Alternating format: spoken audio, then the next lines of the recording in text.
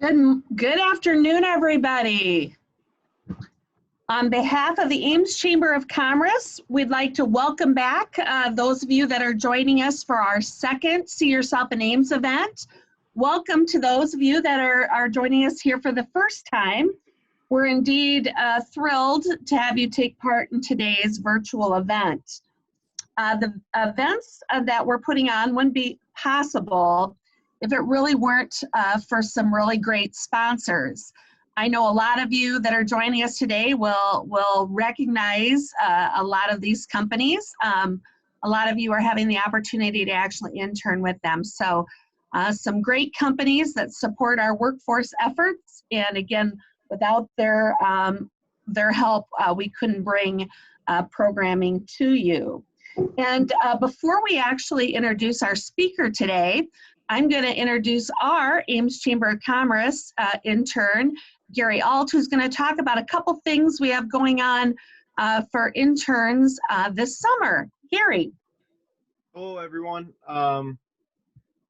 Just wanted to let you guys know that we are spotlighting our interns all across the Story County this summer. And so I'm going to be posting the link to our Spotlight intern page where you can go and fill out a quick survey and just give us a couple things about yourself, and we will create a little intern spotlight. As you can see on the screen, we already did one for Maggie Colhane, and yeah, so we'd love for you guys to check that out. And also, I have created a LinkedIn page for See Yourself in Ames.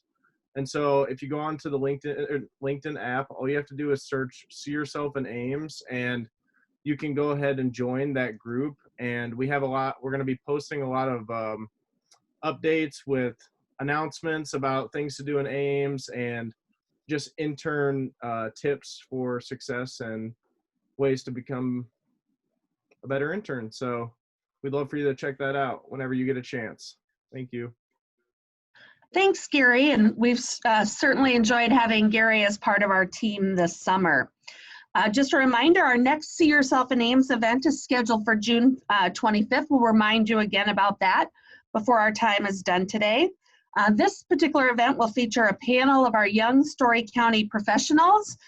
They call themselves Fuel, and we hope that you'll rejoin us for that event on June 25th. And with that, it's my pleasure to actually introduce our speaker today, who's going to be talking about professional etiquette in a virtual world.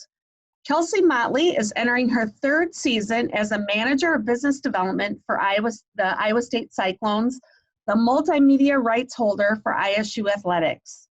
In addition to the radio broadcast programming for ISU Athletics, Cyclone Sports Properties has exclusive rights for corporate sales of advertising, event sponsorship, game promotion, signage, publication, athletic trademarks and logos, cross-retail promotions, and the overall marketing partnerships and the development of the official athletic website.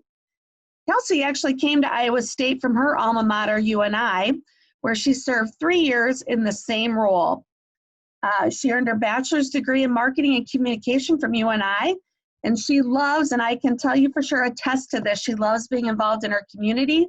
She loves sports, and she's always up for a good adventure. So Kelsey and her boyfriend Ryan live in Des Moines with their black lab Max. And with that, I'm going to turn it over to Kelsey. Thank you, Brenda. Thank you guys for joining us today. Thank you for having me.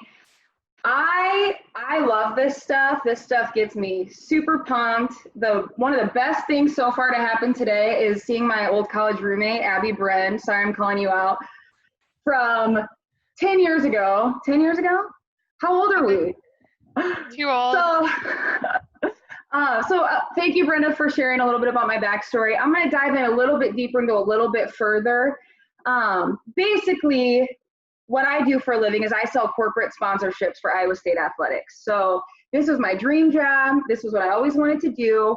And I finally got here. I started at UNI, but before that was when I really found my passion for this type of stuff. I love teaching about etiquette. I love meeting new people. I love meeting young people who are hungry and eager. And it makes my day. So thank you guys. And I think it's really great that you're all here to help help yourselves grow, help become better professionals.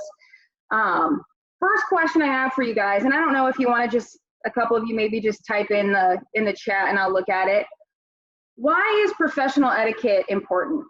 Can a couple of you just tell me why you think, or even unmute yourself and tell me why you think professional etiquette is important?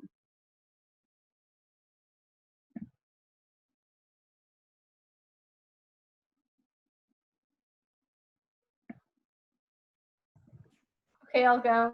I Thank would say you. etiquette is important because if you're presenting yourself professionally, then it helps people focus on what you're saying and what you're trying to do rather than focusing on what you're wearing, what your hair looks like. You got a lot of makeup on. Instead of focusing on those physical features and like what they're seeing, they can focus on the message you're trying to get across. And Absolutely. Yep. Thanks, Claire. Thank you. Thanks for speaking up. And I'm seeing some chats, and all of this is great. Getting jobs, creating, building trust, giving good impressions, building credibility.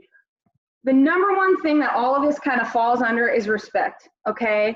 You want to earn people's respect, but you want them to see that you also respect yourself. When you're in your work environment and there is a mutual respect, you feel safer, you have a nice time, and you just feel like you can connect with your team, okay? And with people who are potentially hiring you, and at networking events, all of this stuff is great. A couple other things are building credibility. You talk about building credibility. Growth. When you guys are trying to get involved and show that you know about professional etiquette, show that you can carry yourself well, that's going to open up a lot more opportunities for you. Maybe your colleagues or your bosses are going to invite you to networking events because you carry yourself well in these situations, okay? Couple caveats. So because of the nature of this presentation, I'm going to throw a lot at you guys today. I don't want it to overwhelm you. It is not meant to overwhelm you. These are things that you can just start to practice and add to your kind of professional repertoire as you get into the workplace and as you build your professional career. Second thing, if there are things in here that we talk about that you're not necessarily practicing, I don't want you to feel like I'm calling you out. I don't want you to feel like I'm attacking you. That's not the point of this at all. It's just to help us grow and evolve, okay? So we're gonna dive in. We're gonna talk about social media, okay? How many of you guys, just a show of hands, how many of you have a LinkedIn account? I love this. I love it. Okay, so there's a lot of stuff that goes into our LinkedIn account. I think that this is the best form of social media to have because it's helping you kind of amplify your professional career. It's helping you network. It's helping you connect with people. When we talk about you go in for an interview or you schedule a meeting with someone, what do you think the first thing that they do after you leave the office or after you get off the phone is? Search your LinkedIn account. They're gonna creep you. Not only are they gonna search your LinkedIn, but they're gonna search all of your social media accounts, okay? So I don't wanna focus on Facebook, Twitter, Instagram, TikTok, which is apparently the new rave, but I think I'm too old for it. Go through your social media, your personal social media accounts, make sure that the stuff on there is appropriate, because the biggest thing that you're doing with this is building your brand, okay? Don't put stuff out. First of all, don't do stuff that you wouldn't want people to know that you're doing. Secondly, don't put it out on the internet for people to see, because this can break a lot of future careers, and this can cause you to not get a job, okay? And I'm not gonna go into stories about that, but I know you guys have all heard it. You've seen that people get backlash for things that even they posted 3 years ago. Don't be that person, okay? So LinkedIn, if you guys all have it, I'm sure you guys you're all killing it at the LinkedIn game. We have a professional headshot, right?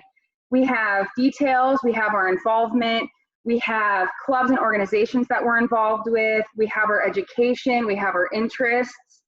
Why are these things important? Why is it important for you to have all of this stuff on your LinkedIn? Anyone? You can connect with people on this stuff. So when I was a hiring manager, I would have students come in and they would flip the script on me and they would ask me about things that they saw on my social media, on my LinkedIn account. You know, maybe I was involved with Big Brothers, Big Sisters. They would ask me about that, and that was a way that we could connect. Okay, that was amazing, and I always love that because people who are on that side of the table aren't used to people asking them about themselves. So when people would come in and just knew things about me, it showed that they were doing their research and it showed that they really cared to make a connection, okay? Keep it professional. We're not on LinkedIn to post negative things. We're not on LinkedIn to share anything other than things that are in our professional world, okay? So I'm in sales. I sell corporate sponsorships. So I use it to prospect. I use it to network. I use it to make connections with people. But I also use it to learn about their companies, their industries, and I love TED Talks. So I like all of the good research and all of the good educational pieces that you get from LinkedIn. So the biggest thing that I want you guys to do with your LinkedIn is use it. Make sure you're using it, okay? Does anyone have questions on anything with social media or even stories or examples of how social media has been great for them?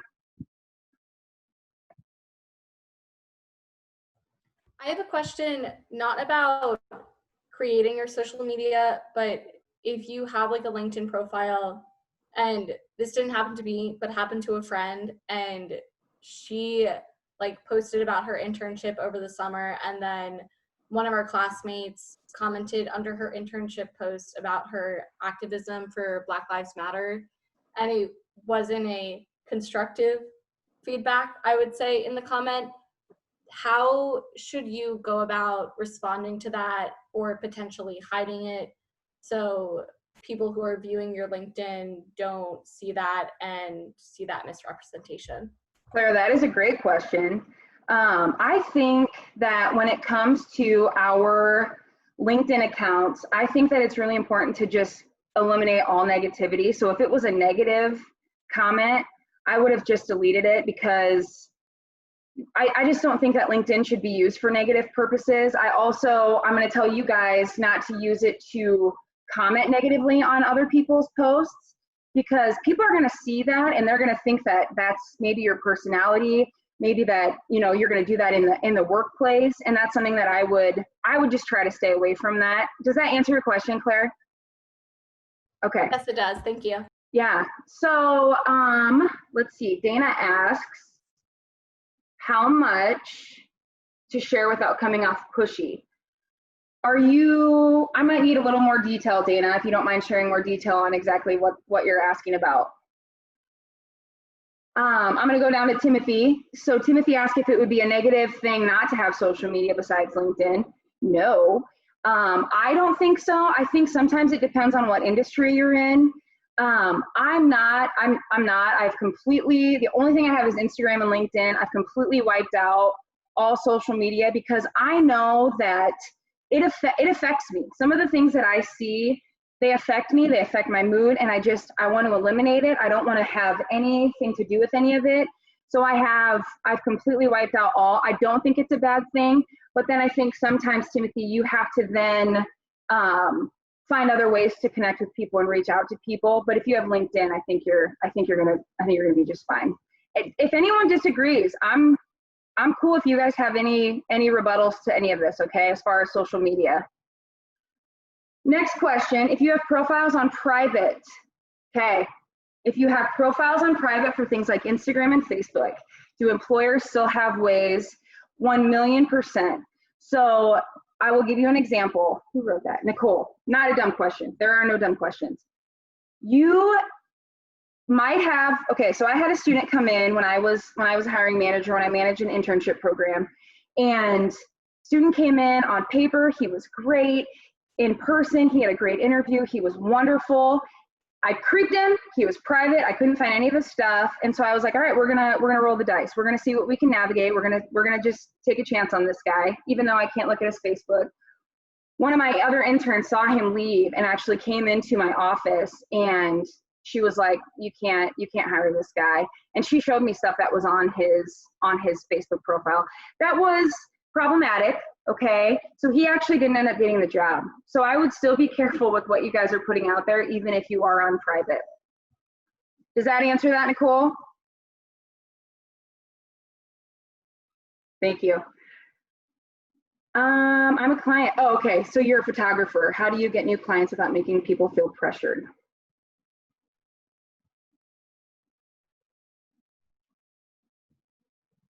Without being pushy. I think so. As a woman in sales, I think that there is a very fine line of coming off too pushy, and there's a very fine line of having to be a little bit more aggressive.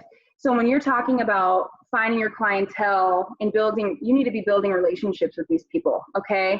So even if you're not doing it on social media, you can be sending them snail mail, you can be sending them handwritten notes, you can be sending them different things to try to connect with them and build a relationship with them. Okay, so I'm gonna jump on to email etiquette, but if you guys have questions, jot them down and we'll answer at the end of the session. So email etiquette, this is a big one because email has been around for so long that maybe we might find ourselves getting a little too comfortable using it sometimes.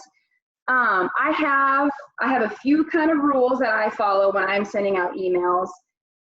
Some of this may depend on your company's culture, okay? So the people you're reaching out to, if you have a relationship with them, you might speak to them in a different way, but if this is just based off of new introductions and new connections, okay?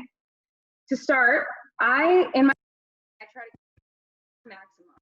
So we're point exactly what we're talking about. Presentation Thursday, ISU athletics, meeting tomorrow, okay? Be to the point, but just keep it short and sweet, okay? Double, triple check who you are replying to, all right? There is nothing more uncomfortable than when you accidentally hit reply all to 500 people and you're terrified of, what people are gonna think that you hit reply all. Really, it doesn't end up being that big of a deal depending on what you had written in the email, but just make sure that you're double, triple checking who you're sending messages to, okay? Professional header. So if you and I have not met in person before, hello, Kelsey. Hi, Kelsey. Good afternoon, Kelsey. I had a student and she was great and we were referred to one another and she was looking for a mentor and I was excited about it. And the first thing she sent me in an email was, hey girl, I'm cool. I love that stuff when we already have connected and created rapport, okay? So if we're just initially meeting, keep it professional, okay? Don't use emojis, guys. This isn't a text message. Write it out professionally like you learned.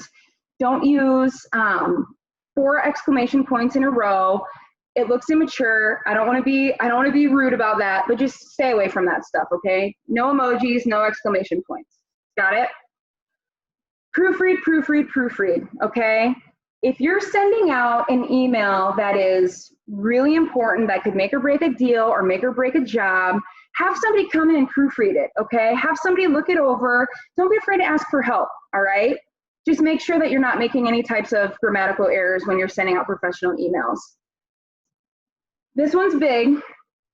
Take an inventory of your tone, okay? When you're sending an email that maybe should be done over the phone, just double check that stuff, okay? If there's something happening that, you want them to know that you're not upset, call them on the phone. Pick up the phone, all right? It's a quick phone call. Something that I'll do with clients is I would rather talk on the phone and I would rather have these conversations on the phone or in situations like this. And then if it's stuff that I need to have a paper trail of, I'll follow up with an email and say, hey, Brenda, this is what we chatted about today. It was great seeing you. That is really important, and that will help you in so many different avenues of being in the professional world, okay? Have a signature block. I don't know if, I'm assuming you guys all kind of have professional emails. If you're on your school email, don't be afraid to type out, Kelsey Motley, Iowa State student, put your cell phone number, have a signature block. It looks professional.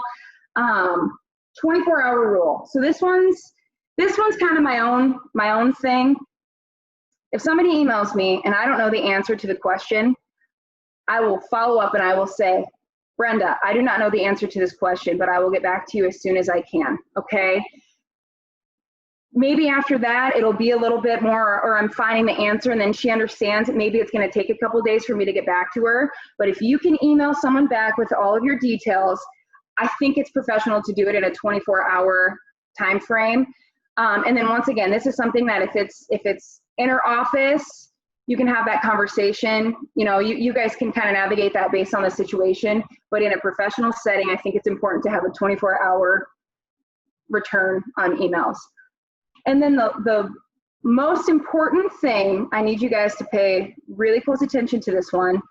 Nothing is confidential, okay? So when you're sending emails, pretend that everyone else is gonna see this, all right? If it's in your work email, your company owns your email. So if there's for some reason they need to get back into your email, that stuff can come out, okay? Preferably don't send emails that you wouldn't want anybody else reading, but if there's something that's more personal or private and it's fine to do on the phone, I think that's a good situation to use the phone as well. Questions on email?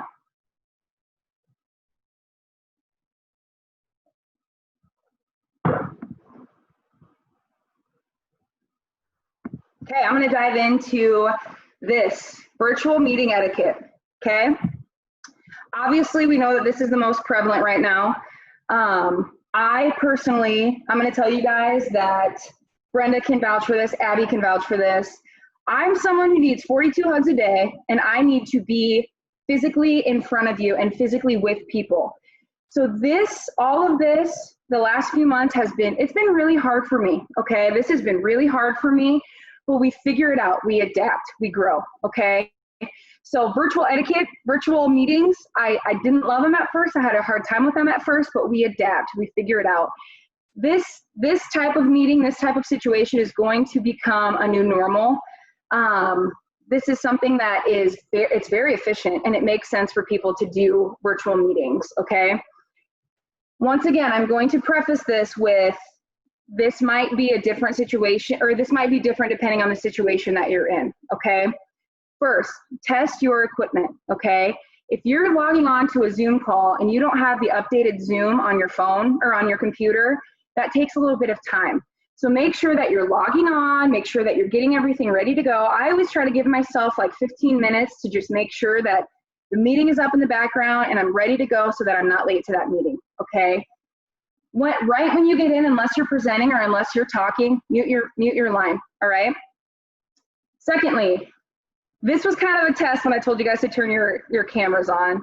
Obviously I want to see your faces, but always be prepared for a video chat, okay? This has happened 2 different times in the last few months where we thought it was an audio call and it turned into a video chat. Be ready for that. Thankfully, I was ready for that, but be ready for that, okay? When we're talking about what to wear on these types of, if it's an interview, if it's a more professional setting, if it's more one-on-one, I think that it is always better to be overdressed than underdressed. So in this type of situation, if I throw a jacket on and I see that everyone else is real casual, it's easy for me to take my jacket off, all right? One of my favorite quotes about professional etiquette is dressing well is the best form of good manners. It's a little different now, but this is something that you guys can carry over as you get back into being in person with your team and with your colleagues and as you're networking. Be aware of your surroundings and your distractions, all right? My sweet dog Max is locked in the bedroom right now. He's fine, but I picked this abstract painting for you guys to see. Pay attention to what's going on around you and behind you, okay? If you know that you have an animal who's gonna attack the mailman, close the door, all right? We don't need to, it's different when you guys are muted, but if you're actually talking, make sure that you're paying attention to that stuff. If you're on meetings, if you're in meetings, stay away from, and this can also be translated into face-to-face, stay away from loud jewelry, stay away from eating food in a meeting. Pay attention to lighting, pay attention to pets, pay attention to, what's going on around you. I know that some of you are probably in like studios. I get it, that's fine, but just make sure that your space is cleaned up behind you if you're trying to impress people on your call, okay? The biggest thing that happens with Zoom calls is there might be a time lag. There might be you talking over each other. Just be patient with each other, okay? Respect each other's time. Wait for a decent pause before you start talking to make sure that you don't interrupt anyone. I always think that it's better to have longer pauses than talk over people. So keep that in mind as we're on Zoom calls. And then finally, this is another big one, and this is a big one for in-person as well. Check your body language, okay? If you're, you know, if somebody said something that you didn't like, they can see the face that you're making, okay? Check your posture. Make sure that you're engaged. Make sure that you're paying attention. Obviously, I feel like you're all staring at me right now, so it feels like we're all making eye contact, but make sure that you're paying attention to whoever's presenting and whoever's speaking to you, okay? I saw a question. This is a good one, Dana. One of my supervisors is not very tech savvy. How do I go about teaching him to use social media and platforms like Zoom without coming off as bossy when teaching him? I think, Dana, that I think he probably knows he's not very good at it. So if you just say, hey, do you need help with this? I think that's appropriate. Okay, bye, Claire. Thanks for speaking up. If you left already, see you. I don't think it'll come off as bossy, but I think it's okay to offer help. I think it's okay to extend a helping hand. Now the question is, if you're in two different spaces, that's when it's going to be tricky to help him understand the Zoom stuff. So once again, just be patient with him, but I'm sure he understands that he's not very good at it, so he probably is open to you helping him out. Questions on virtual meeting etiquette.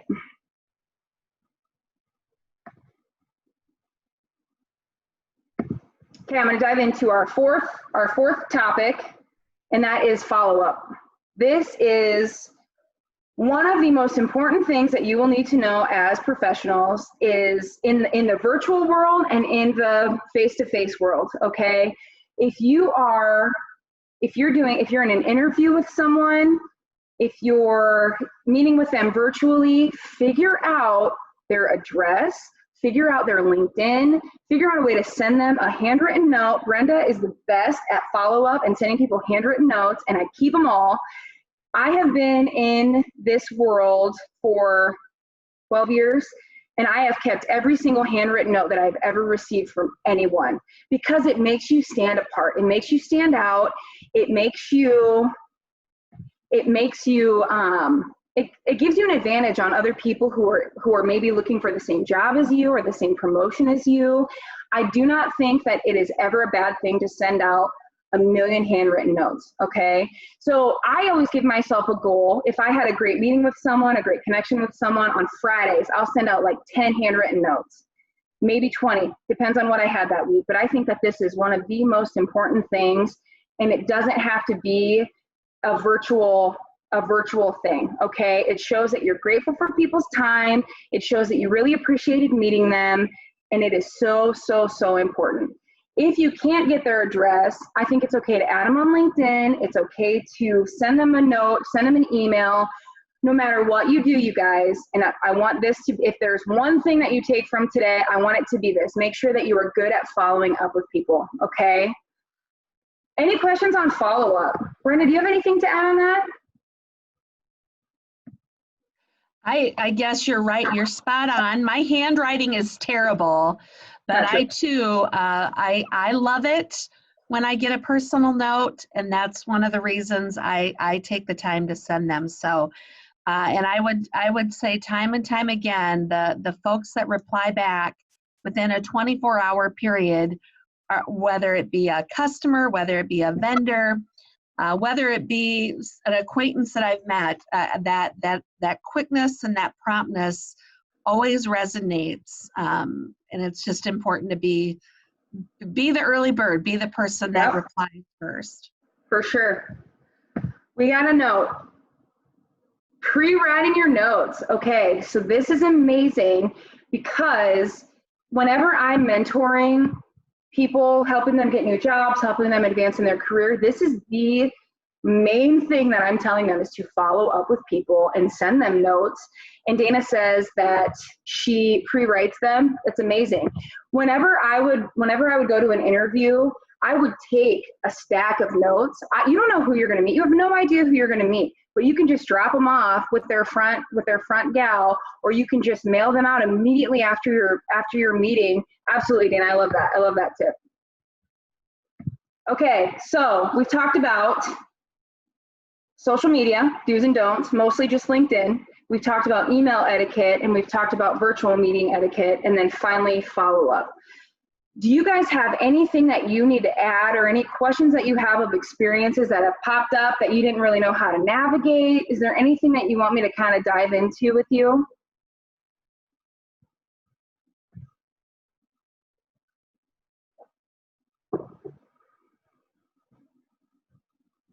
Zach, no, business cards.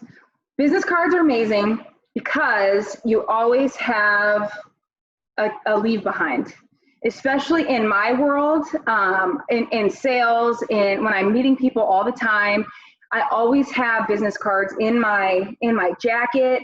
I'll put them in when I do thank you notes, and Brenda does this too. When you mail out thank you notes, she always puts her card in. I probably have 10 of Brenda's cards because it's amazing. It's a leave behind. People will always, always, always remember you. Okay, absolutely. Business cards, yes, all day. Other questions?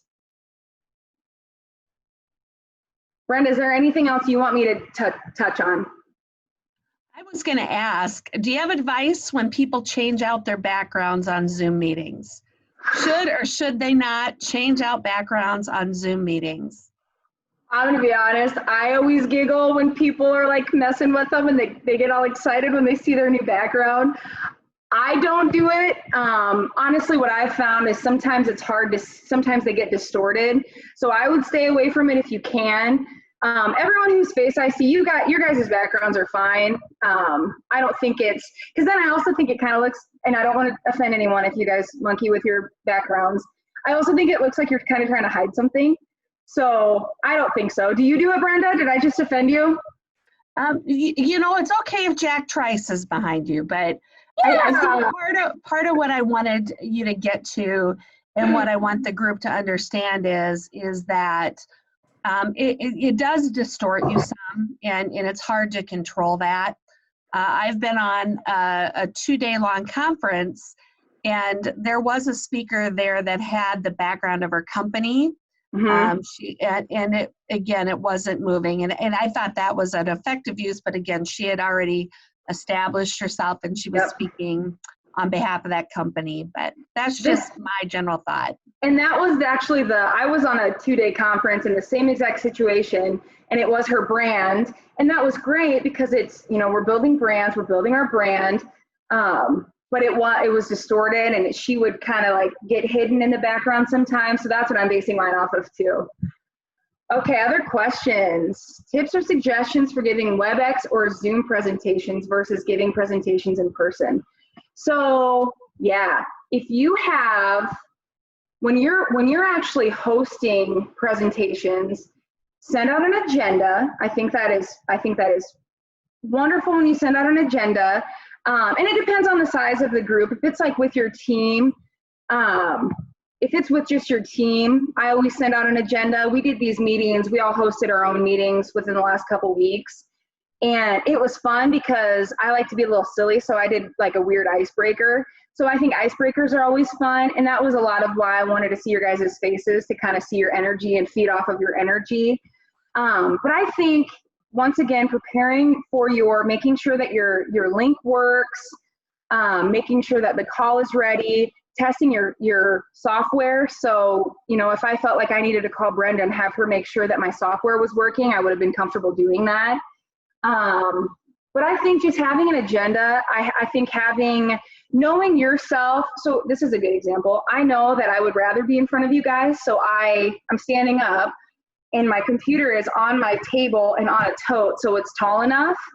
Know what you need when you're giving a presentation, okay? So I know that I can't sit down because I need to be kind of mobile. But then also, just have your agenda, have your stuff written down, know what you're gonna talk about. I always like getting engagement, which you guys know by now because I've been making you engage with me. But I always like to have that type of engagement because, one, it shows me that you're interested and you're engaged, but two, once again, I can feed off of your presence. Okay, so I was gonna get to this point. So Brenda, I'm gonna close out. So this new normal that we're in, you guys, it's very efficient. And I think a lot of it is going to be a lot more prevalent in our worlds. So I talked about this already. We have to adapt. We have to figure it out. Okay. There is so much more etiquette that we have only talked about the virtual side of things. I love doing etiquette dinners. I love talking about in-person networking. So this is a whole nother world that we can get into. And I want to, since Brenda asked, I want to talk about this. I encourage you guys to dig a little bit more and figure out the things that work for you when it comes to these other situations of etiquette. So when we're actually back in person, okay, we are, see, and I don't know, Brenda, can we give handshakes yet? Are we allowed to handshake yet?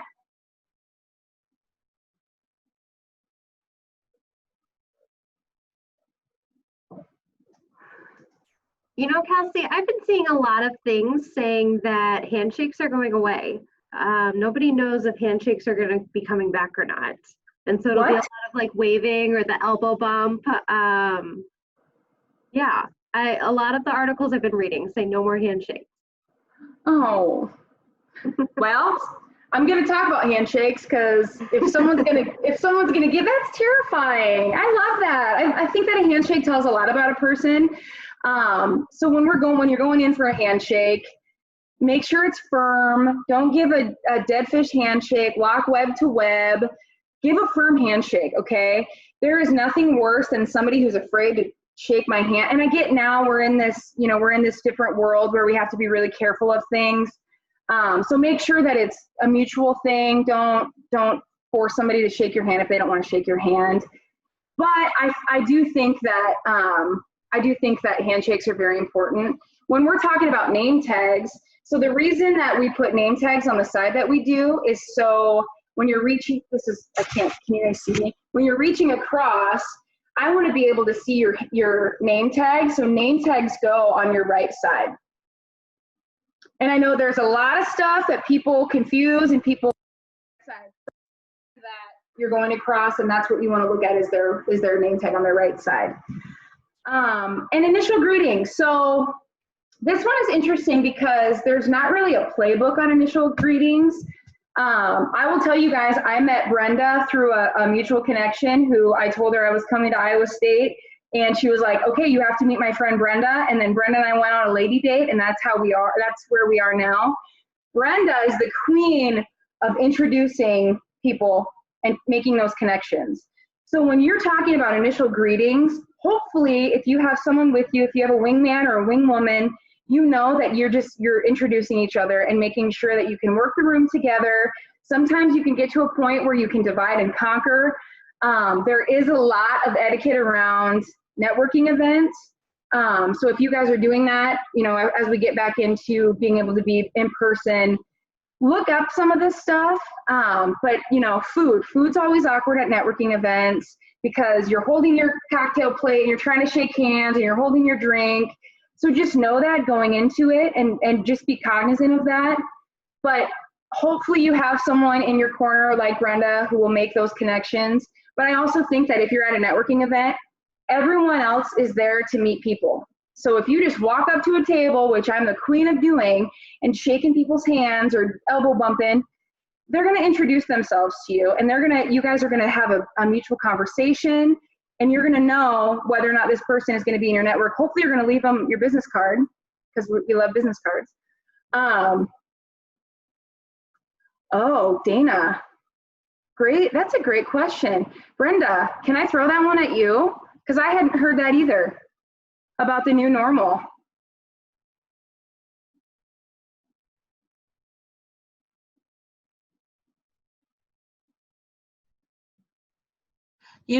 That's a great question. I might throw that. Is Andrea on the line? See, she's chiming in. I knew she might have some ideas. Andrea, why don't you share? That's a great question, Dana.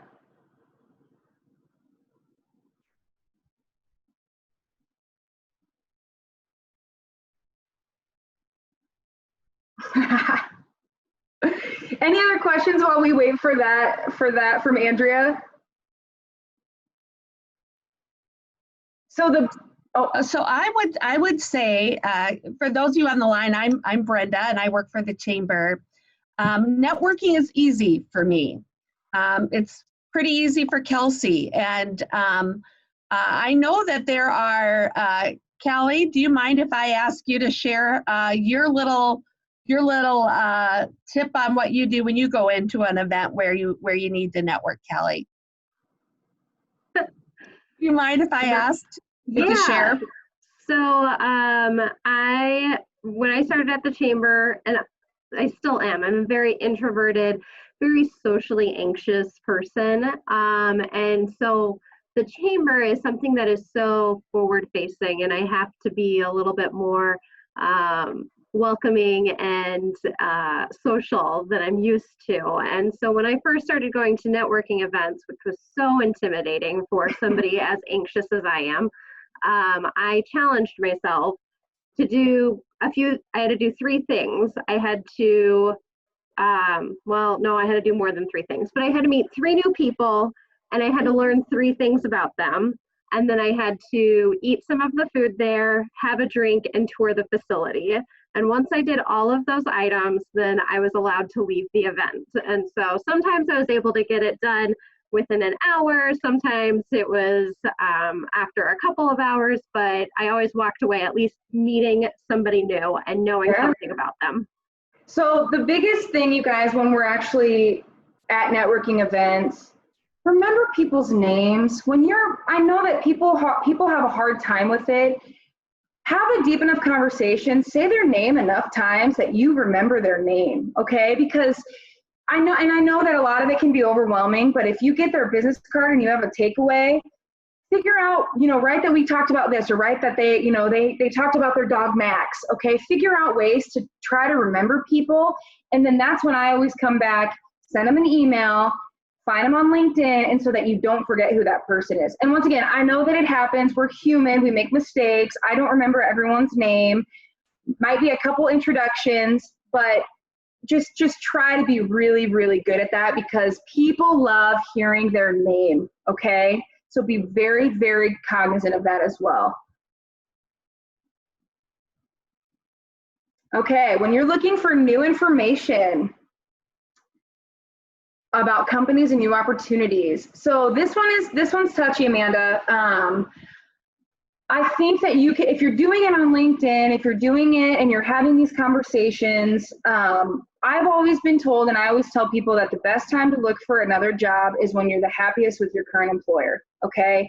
You're not desperate, you're not gonna take the first job that you find. So I think it's okay to have conversations, and Brent, I'm gonna have you correct me if you disagree, but I think it's okay to have conversations with people when you're not necessarily trying to get out the door, okay? And I just think keeping it private, hiring managers know that there are a lot of things that come into looking for new jobs and knowing that you're taking a career change. So just be careful of, maybe share with them like, hey, I'm interested, but I'm not out the door yet. So let's just have this conversation. Brenda, do you have anything to add to that? I don't, but I would echo that the last 3 jobs I have, I didn't know that I was looking for a new job. So Right. There's a lot to be said about that. Yeah, for sure. Things fall into your hands, and it's, you have to figure out if this is the opportunity for you, and then that's when you can start taking on these new opportunities. Andrea, do you have an answer? Hi, everybody. Sorry about that. So my desktop, I have my laptop that's hidden behind all my screens, so I have to reshuffle when I pull the video up. So for new normal, I would suggest just reminding yourself to be empathetic to what other people are feeling and what they're going through. So some people adapt well to change, others don't. So it could just be a reaction to the new normal. They don't want it to change. They liked things the way they were, and they're just not here yet. They haven't gotten forward to where we are yet. And so it could just be that they're just being rubbed wrong by that phrasing. So I would try to maybe just find a way to not mention the phrase, not say the phrasing, not set it up that way so that you're not even going there. Just edit your conversation differently to not touch on that. But just, again, be mindful of everybody's dealing with this differently. And every generation too is dealing with things differently. And introverts versus extroverts. Everybody is coming with their own background to this. Some people don't like the word pandemic, and there's certain key phrases that the media is using a lot, and so we're inundated with them, and so those are triggers for people. So kind of put yourself in the other person's shoes to see and feel maybe why they're sensitive to that. Thank you. That's great. See, and that was that hadn't even brought to my attention, so thank you for asking that question. What else do you guys, what other questions do you have? Are there other questions? Anything, personally, professionally, anything you guys want to know about?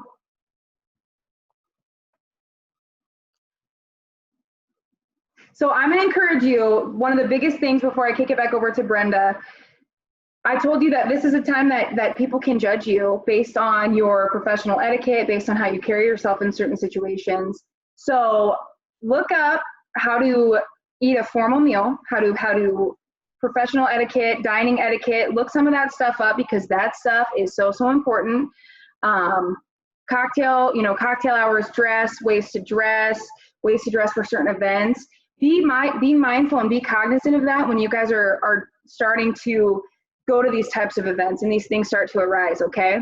So I want to thank you guys all for coming, and thank you for letting me talk to you for the last hour. This has been great. I mentioned this before. I get my energy from this stuff, so thank you guys. Thank you, Brenda. Thank you, Chamber, for inviting me. And I'm going to kick it back over to you, Brenda. So if you'd all join me virtually in giving our speaker a round of applause. Thank you so much, Kelsey. It's great to see you. If I were in person, I'd give you a hug. No, I just want to hug you. We heard the feedback from all of our interns, and we know that you want the opportunity to network and connect with each other. And so we have allowed time before we cut things off today to actually have you do some breakouts and have an opportunity to network with each other. And so Callie is going to be taking it from here. So I'm going to turn it over from Callie. And again, thank you all for joining us. Thank you, Kelsey. And we hope to see you all on the 25th of June when we talk about and get feedback from our young professionals here in the Ames and Story County area. Callie.